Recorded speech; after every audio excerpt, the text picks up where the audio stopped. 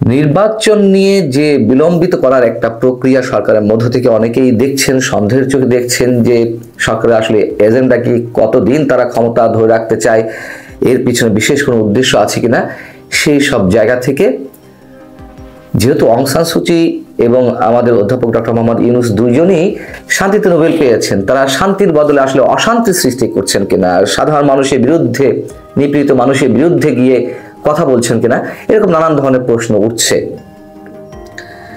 কিন্তু আসলে কি নোবেল প্রত্যাহার সম্ভব? যখন অং সান সুচির বিরুদ্ধে বিশ্বব্যাপী নিন্দার ঝড় উঠেছিল এবং কোন কোন নোবেল বিজয়ী নিজেরাই অং সান সুচির নোবেল প্রত্যাহারের দাবি জানাচ্ছিলেন, অধ্যাপক ডক্টর মোহাম্মদ ইউনূসের নোবেল প্রত্যাহার নিয়ে নানান ধরনের প্রশ্ন উঠছে। প্রত্যাহারের দাবি জানানো হয়েছে, চিঠি লেখা হয়েছে নোবেল কমিটিতে, এবং এই দাবি শুধু পশ্চিমবঙ্গে বা ভারতেই নয়, দেশের মধ্যেও এই দাবি উঠেছে আরো আগে থেকে।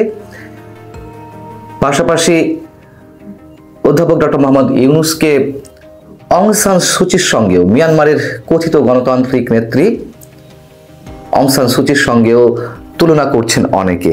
কেন আসলে তুলনা করছেন, আর তার নোবেল প্রত্যাহারের সম্ভাবনাও কতটুকু রয়েছে, সেই প্রশ্নও নিশ্চয় উঠবে বা ওঠার কথা। ভারতের পুরুলিয়ার নরেন্দ্র মোদীর যে দল, বিজেপির সংসদ সদস্য জ্যোতির্ময় সিং মাহাতো, তিনি নোবেল কমিটিতে একটি চিঠি লিখেছেন এবং সেই চিঠিতে তিনি যা লিখছেন তা হচ্ছে, এক অদ্ভুত পরিহাস, এমন একজনকে নোবেল সম্মান দেওয়া হয়েছে যার নাম হিন্দুদের উপরে হিংসা অবিচারে জড়িয়ে পড়েছে। ক্ষুদ্র ঋণের জন্য গোটা দেশে ডক্টর ইউনূসকে সম্মান করা হয় বটে।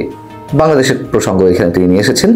তিনি বলছেন, তবে এখন তিনি হিন্দুদের উপর অত্যাচারের নায়ক বা মানবতা বিরোধী অপরাধে চোখ বন্ধ করে থাকা একজন ব্যক্তি। আমার আবেদন, তার কৃতকর্মের প্রকাশ্যে নিন্দা করা হোক, যাতে এই অত্যঙ্গ সম্মান প্রাপকরা প্রত্যেককে তাদের জীবনকালে সর্বোচ্চ নৈতিক মূল্যবোধে পরিচালিত হন। এটা হচ্ছে জ্যোতির্ময় সিং মাহাতোর চিঠির বক্তব্য নোবেল কমিটিতে, যে চিঠিটি তার পক্ষ থেকে পাঠানো হয়েছে।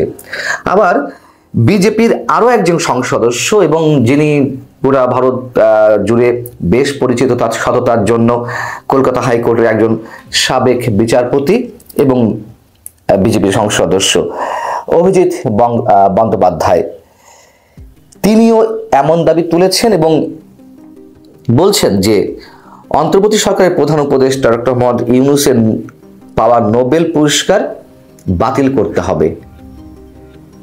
একইভাবে তিনি বলছেন যে বাংলাদেশে অত্যন্ত অন্যায় হচ্ছে, সম্পূর্ণ বেআইনি একটি সরকার। মানে জ্যোতির্ময় সিংহ মাহাতোর চেয়ে এক ধাপ এগিয়ে অভিজিৎ বন্দ্যোপাধ্যায় বলছেন যে বাংলাদেশে ডক্টর মোহাম্মদ ইউনূসের যে সরকার সেটি অবৈধ এবং তাদের প্রধানমন্ত্রী শেখ হাসিনা এখনো পদত্যাগ করেননি। তিনি যেখানেই থাকুক দেশটিতে রাতে যেভাবে অন্য ধর্মের উপর আক্রমণ চলছে, তাতে আমি মনে করি নোবেল কমিটির এই মুহূর্তে তার নোবেল পুরস্কার ফিরিয়ে নেওয়া উচিত। বিষয় হচ্ছে যে এর আগেও অধ্যাপক ডক্টর মোহাম্মদ ইউনূসের নোবেল প্রত্যাহারের দাবি জানানো হয়েছিল খোদ বাংলাদেশের মধ্য থেকে।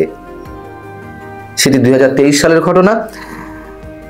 অর্থনীতিবিদ এবং ঢাকা বিশ্ববিদ্যালয়ের সে সময়ের proctor doctor AKM Golam Rabbani, তিনিও বাংলাদেশের শ্রম আদালতে বিচারিক প্রক্রিয়ায় চলাকালে যেন ডক্টর মোহাম্মদ ইউনূসের নোবেল পুরস্কার স্থগিত রাখা হয় সেজন্য নোবেল কমিটির কাছে অনুরোধ জানিয়েছিলেন। আমরা 2023 সালের ঘটনাগুলো জানি যে কিভাবে ডক্টর মোহাম্মদ ইউনূসের বিরুদ্ধে একের পর এক মামলার কার্যক্রম পরিচালিত হচ্ছিল এবং তার বিপরীতে বিশ্বের বিভিন্ন পর্যায়ে নোবেল বিজয়ীরা এবং বিভিন্ন দেশের রাষ্ট্রপ্রধান এবং সরকার প্রধানেরা সেই সময় প্রধানমন্ত্রী শেখ হাসিনার কাছে দাবি তুলেছিলেন যে এই প্রহসন বন্ধ করার জন্য, ডক্টর মোহাম্মদ ইউনূসের বিরুদ্ধে যে মামলাগুলো চলছে সেগুলো স্থগিত করার জন্য। যাই হোক, মিয়ানমারের কথিত গণতান্ত্রিক নেত্রী অং সান সুচির সঙ্গেও ডক্টর মোহাম্মদ ইউনূসের তুলনা করা হচ্ছে যে আমাদের প্রধান উপদেষ্টার ভাগ্যেও অং সান সুচির মতন ভাগ্য ফিরে আসে কিনা। অং সান সুচি শান্তির জন্য নোবেল পেয়েছিলেন, আমাদের প্রধান উপদেষ্টাও শান্তির জন্য নোবেল পেয়েছেন। অং সান সুচি তার দেশের মধ্যেই যখন মুসলিম রোহিঙ্গাদের বিরুদ্ধে নির্যাতনের অভিযোগ উঠল, তিনি তার পক্ষে সাফাই গিয়েছিলেন। তিনি কোনোভাবেই স্বীকার করতে চাননি যে রোহিঙ্গাদের উপরে মিয়ানমারের জান্তা সরকার নিপীড়ন চালাচ্ছে, অত্যাচার চালাচ্ছে, ধর্ষণ করা হচ্ছে গণহারে নারীদেরকে। এমনকি আন্তর্জাতিক অপরাধ ট্রাইব্যুনালে যখন রোহিঙ্গাদেরকে নিয়ে গাম্বিয়া মামলা করলো রোহিঙ্গাদের অধিকার আদায়ের জন্য মিয়ানমার সরকারের বিরুদ্ধে, সেই আদালতে রোহিঙ্গাদের বিরুদ্ধে সাক্ষ্য উপস্থাপন করেছিলেন অং সান সুচি।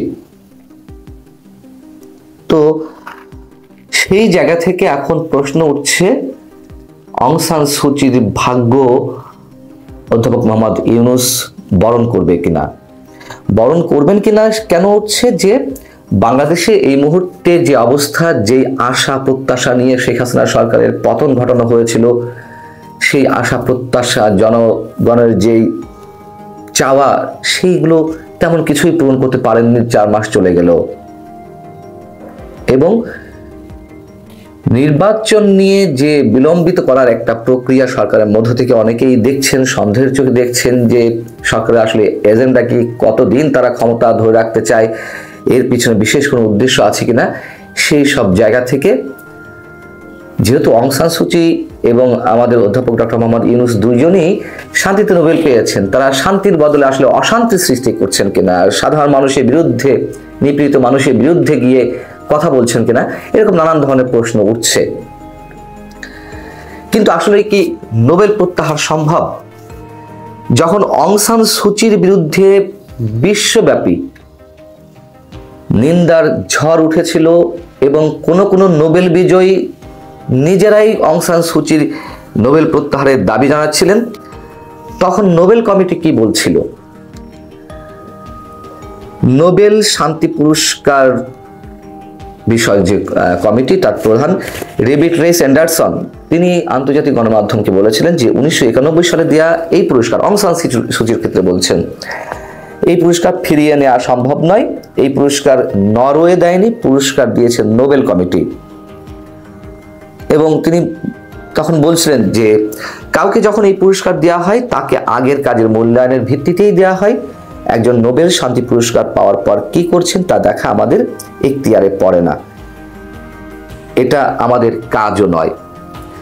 তো মোটামুটি আমরা ধরে নিতে পারি যে ডক্টর মোহাম্মদ ইউনূসের বিরুদ্ধে শুধু ভারত কেন, বিশ্বের বিভিন্ন জায়গা থেকে যদি কথা বলছি, যদি এই ধরনের দাবি ওঠেও, নোবেল কমিটি ডক্টর মোহাম্মদ ইউনূসের নোবেল প্রত্যাহার করাবে না বা ফিরিয়ে নেবে না। অধ্যাপক ডক্টর মোহাম্মদ ইউনূস নোবেল পেয়েছেন বাংলাদেশের হয়ে, এটি নিঃসন্দেহে আমাদের গর্বের বিষয়। যারা এই দাবিগুলো তুলছেন তারা তুলতেই পারেন। ভারতের পক্ষ থেকে যেই দাবিটি তোলা হয়েছে সংখ্যালঘু নির্যাতনের কারণে তার নোবেল প্রত্যাহারের, সংখ্যালঘু নির্যাতন কতটুকু হচ্ছে বা না হচ্ছে এখন এটি বিশ্বে অনেকেই জেনে গেছে। খোদ ভারতীয় সাংবাদিকরা যেখানে বলছেন ফ্যাক্ট চেকিং এর মাধ্যমে যে বাংলাদেশে এই ধরনের কোনো সংখ্যালঘু নির্যাতন হয়নি, যেটি ভারতের বিভিন্ন মিডিয়াতে প্রচার হচ্ছে। এবং ডক্টর মোহাম্মদ ইউনূসের নোবেল নিয়ে আমরা অবশ্যই গর্ব করতে পারি, কিন্তু আবারও বলি, যেই অবস্থা এখনো দেশে চলছে, শেখ হাসিনা যে ফ্যাসিবাদের পরিচয় দিয়েছিলেন, যে অভিযোগগুলো তার বিরুদ্ধে রয়েছে স্বৈরাচারী শাসন ব্যবস্থা কায়েমের, সেই একই অবস্থা যদি বাংলাদেশে চলতে থাকে, সেখান থেকে এক ধরনের তুমুল দাবি উঠতেই পারে। সেটি কতটুকু যৌক্তিক বা অযৌক্তিক তা নিয়েও বিতর্ক থাকতে পারে, কিন্তু উঠবে তো, ওঠাটাই স্বাভাবিক। কিন্তু ডক্টর মোহাম্মদ ইউনূস কি তার যে সম্মান এখনো পর্যন্ত রয়েছে সেটি হারিয়ে ফেলবেন নিজে? আমার নিজেও মনে হয় না। যদি একটা রেফারেন্স দিই, বাংলাদেশে এই মুহূর্তে যে একজন অনুসন্ধানী সাংবাদিক এবং সর্বজন শ্রদ্ধ মানব জমিনের প্রধান সম্পাদক মতিউর রহমান চৌধুরী, তার আরেকটি যে সাপ্তাহিক পত্রিকা রয়েছে জনতার চোখ, সেখানে একটি লেখাতে লেখা হয়েছে 111-এর রেফারেন্স টেনে এনে।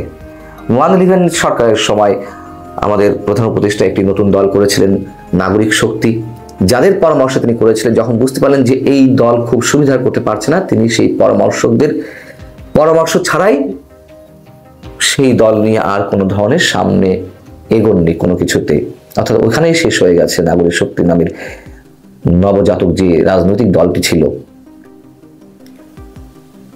এবং এই ইঙ্গিতই করা হচ্ছিল, যেহেতু ডক্টর মোহাম্মদ ইউনূস তখন সেই সিদ্ধান্তটি নিয়েছিলেন, আগামীতে তিনি সেই সিদ্ধান্তটি নেবেন কিনা সে দেখার বিষয়। এবং বলা হয়েছিল ওই লেখাতে, অধ্যাপক ডক্টর মোহাম্মদ ইউনূসের হাতেই ট্রাম্প কার্ড, সেই ট্রাম্প কার্ডটি তিনি কিভাবে খেলবেন সেটি বিষয়।